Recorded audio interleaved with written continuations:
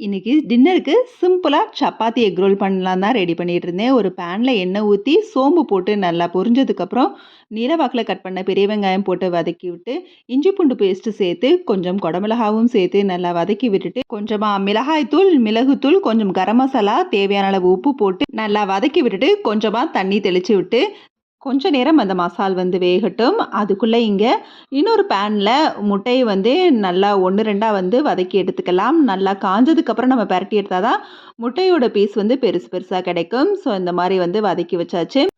இந்த பேன்ல வெங்காயம் மசாலோட சேர்த்து நல்லா வதங்கிருச்சு. இப்போ கொஞ்சமா டொமேட்டோ கெட்சப்ப ஆட் பண்ணியிருக்கிறேன். ஆட் பண்ணி ஒரு 5 மினிட்ஸ் நல்லா வதக்கி விட்டுட்டு, அடுத்ததா நம்ம உப்பு போட்டு வறுத்தெடுத்த முட்டையும் இதோட ஆட் பண்ணிக்கலாம். முட்டைய உடைச்சு ஊத்துறப்பயே கொஞ்சமா உப்பும் சேர்த்துக்கணும். நல்லா மசாலோட முட்டையெல்லாம் பெரட்டி எடுத்துட்டு ஒரு 5 மினிட்ஸ்க்கு அப்புறம் கடைசியா கசூரி மேத்தி சேர்த்து இறக்கிட்டு சப்பாத்தியோட ரோல் பண்ணா சூப்பரான எக் ரோல் ரெடி.